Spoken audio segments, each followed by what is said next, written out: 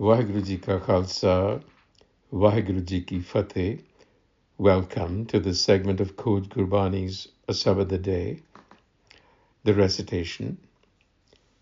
Dhanasari Mahalla Panjama Kar Chhema Ik Oankar Satgur Prasad Sunah Sant Piare Bino Hamare Jiyo Har bin Mukt Na Kahun Jiyo Arahau. Dhanasari Mahalla Panjama, composition of the fifth Nanak, and it begins with an invocation to Ik Oankar Satgur Prasad, the oneness that is being and becoming at the same time, and is realized through the true enlightener. In the Rahau, which happens to be the first verse, the Guru says, Suno, listen, O beloved seekers, Sant Piare, listen to my humble prayer, Bino Hamari Jiyo. And what is the Guru saying? Without the Har self, without the Har, that evergreen consciousness, liberation is achieved by no one. Mukt na kahu jiyo. So the assumption here is that we are in some kind of bondage. That is the central existential problem identified in Gurmat and other wisdom traditions. Bondage to the ego, which is entangled with the material world. And this bondage calls for liberation, which was described as returning home in the previous Shabad, if you recall. So here, liberation, returning home, is not physical as much as realizing that we are part of the Har, the ground of being. It's a realization. And how do we achieve that realization? Mana nirmal karma kar. Let your actions arise from an unclouded mind. Mana nirmal karma kar. Tarana tarana har. The har is the boat that you have to clamber on. Avar janjal tere kahuna kam jiyo, addressing the being. Avar janjal, other entanglements, are of no profit to you. Jivana deva par brahm seva. Serve the par brahm, that transcendent one, the formless one. It is the giver of life. Serve it, which means recognize that it is your source. This is the central message of the enlightener. So nirmal means without mal, which is dirt, means pure, but here it denotes clarity, which comes when the cloud of the ego is dissolved. And the ego, as we know, is entangled in the rat race, avar janjal.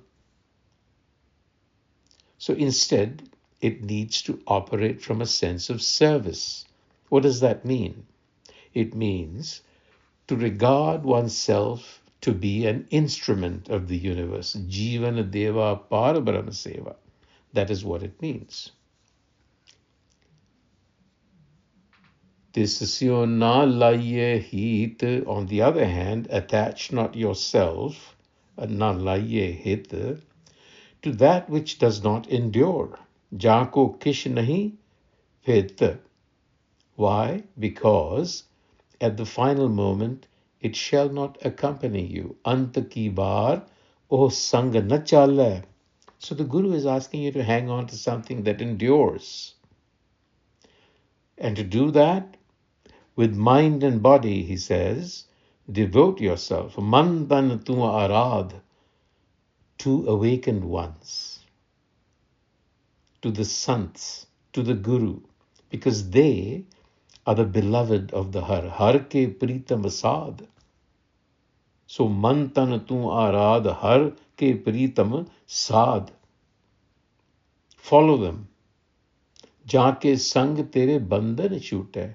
And it is in their association that your bonds will be shattered. So we are hypnotized, right? We are conditioned to trust the senses. And through them, we trust the sensory world. But nothing in the sensory world endures. And yet we grasp at things. And the result is we get entangled.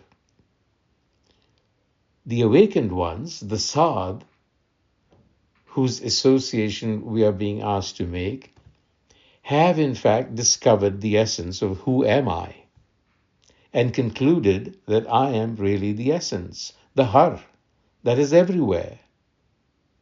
And when you recognize that, your bondage breaks. That possessive sense that goes with association and identification with things breaks open.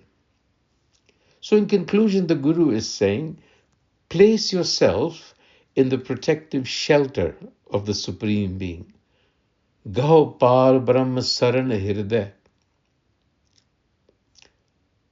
And where is the par Brahma? Saran hirday. It's in the depths of your being. Hold on to its lotus feet, meaning its wisdom, hirday kamal charan. And do not let any other expectation or any false thinking to be a veil over you. Our aas kash pattal na kijay. Because, and then the final line defines who is the devotee, who is the contemplator, who is the person of penance. Soi pagat gyani tyani tapa soi. Who is it? Nanak jako kirpa kijay, the one upon whom grace has been bestowed. So true wisdom does not arise from any of these special paths, but from self-realization. And the self-realized encompasses bhakti, gyan within their person. Vaheguru Ji ka Khalsa, Vaheguru Ji ki Fateh.